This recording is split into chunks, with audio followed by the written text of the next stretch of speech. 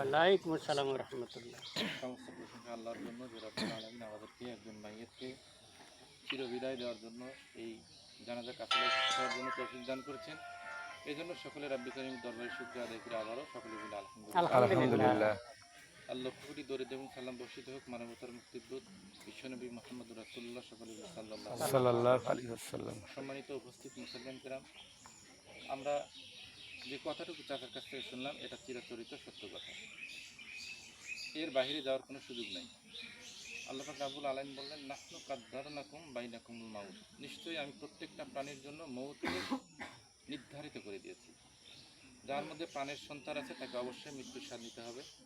আরেকটি কথা উনি বলেছেন যে ওয়ালা তামুতুন্না ইল্লা ওয়া আনতুম মুসলিমুন, তোমরা কি করো, পরিপূর্ণ মুসলমান হয়ে তারপরে কবরে আসো। ওয়ালা তামুতুন্না ইল্লা ওয়া আনতুম মুসলিমুন, অর্থাৎ আল্লাহ বললেন যে তোমরা পরিপূর্ণ মুসলমান না হয়ে কবরের মধ্যে আসিও না। তাহলে কী করতে হবে? পরিপূর্ণ মুসলমান হতে হবে। পরিপূর্ণ মুসলমান হতে গেলে আমাদেরকে ইসলামের যে বিধিগুলো রয়েছে, ফরজ হুকুমগুলো রয়েছে, ফরজ বিধানগুলো রয়েছে, এগুলো মানতে হবে। আমার আপনার জীবনে চলার পথে বিভিন্ন ধরনের ভুল ত্রুটি, বিভিন্ন ধরনের অন্যায় অবিচার যেটাই হোক না কেন হবে। তবে হ্যাঁ, আজকের এই জানাজা কাফেলার মাধ্যমে আপনাদেরকে একটা মেসেজ দিতে চাই। আল্লাহ পাক রাব্বুল আলামিন সর্বপ্রথম আমাদেরকে হাশরের ময়দানে সালাতের হিসাব নেবে।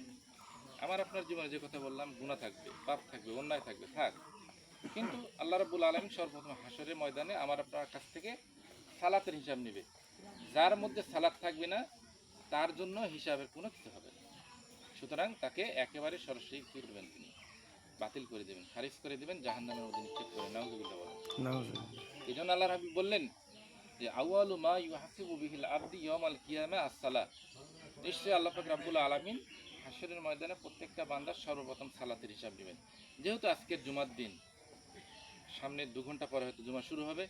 আলহামদুলিল্লাহ, আমরা জুমার প্রস্তুতি নিব এবং এই মাইয়্যিতকে সামনে রেখে মনে মনে একটা প্রতিজ্ঞা করি, সংকল্প করি, যেন আমরা বাকি জিন্দগিটুকু আমাদের জীবন থেকে 17 রাকাত ফরজ সালাত যেন ছুটে না যায়, 17 রাকাত ফরজ সালাত যেন ছুটে না যায়।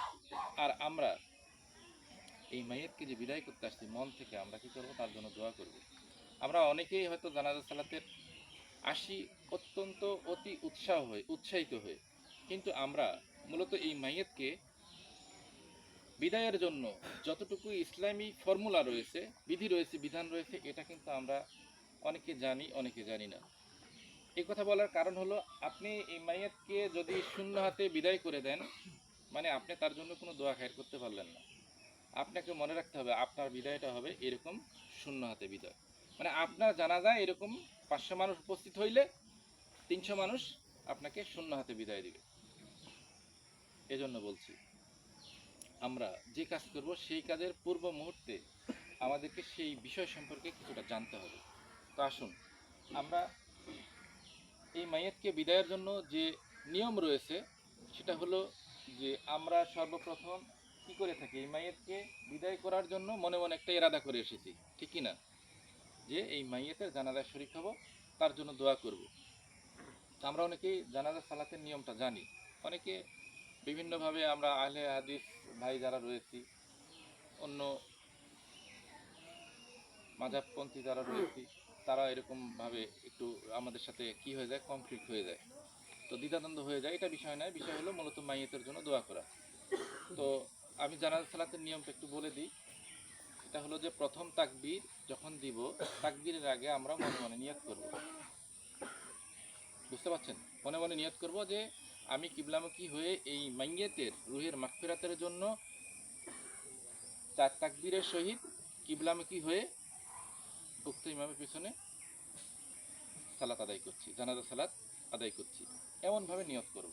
আর যারা আরবিতে নিয়ত জানি তার জন্য নিয়তটা তো ইনশাল্লাহ জানি। এটা প্রথম তাকবীর দেওয়ার পরে আমরা কি করব? একটা কথা বলেছিলাম কিছুদিন আগে বেলঘরিয়া মাঠে, যে জানাজার সালাতে প্রথম তাকবীরের পরে, প্রথম তাকবীর আসেনি ওরা, প্রথম তাকবীরের পরে পরবর্তী যে 3টা তাকবীর আমরা দিয়ে থাকি, সেই তাকবীরে হাত উত্তোলনের সহি কোনো হাদিস নাই। কি নাই? সহি কোনো হাদিস নাই। একটাই হাদিস, রাসূল আকরাম সাল্লাল্লাহু আলাইহি সাল্লাম যখন প্রথম তাকবীর দিতেন সেই তাকবীরেই শুধুমাত্র তিনি হাত উঠিয়েছেন। একটা দুর্বল জয়ীফ হাদিসও দেখানো যাবে না যে হাদিসগুলোতে পরবর্তী 3 তাকবীরে হাত উঠানো হয়।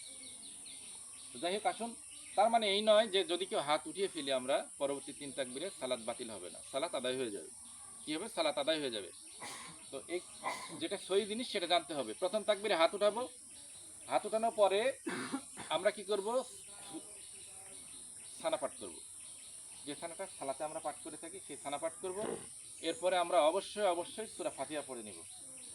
অনেকে সূরা ফাতিহার সাথে আমরা অন্য একটি সূরা মিলিয়ে নিই, তবে সেই ক্ষেত্রে সূরা ইখলাসটা মিলিয়ে নেয়।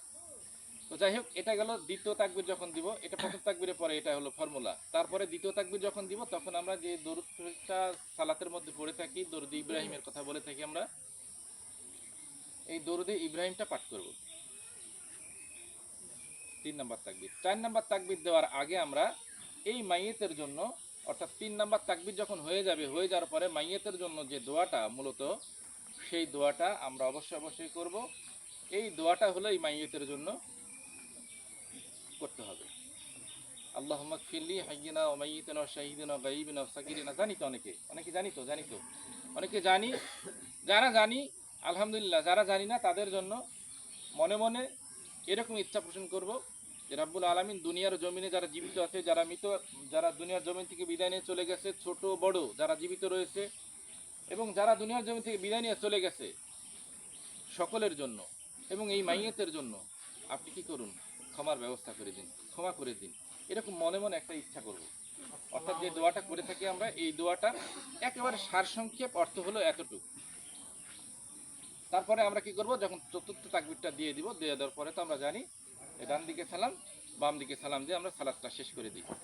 তো আসুন, যেহেতু যারা কবর খনন করেছেন তারা কিন্তু এখন আসতে পারেন নাই, এজন্য হয়তো একটু দেরি হচ্ছে, মনে কষ্ট নেওয়া যাবে না, নাকি বলেন? সমস্যা? না, সময় দেন তো